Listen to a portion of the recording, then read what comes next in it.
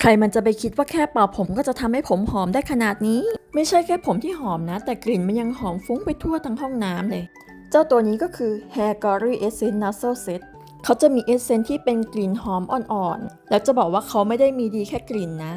ประโยชน์ของเขาก็คือช่วยเพิ่มความยืดหยุ่นให้กับเส้นผมให้ผมที่เปราะบางมีความทนทานยิ่งขึ้นแล้วเขาก็ช่วยเพิ่มความชุ่มชื้นให้กับเส้นผม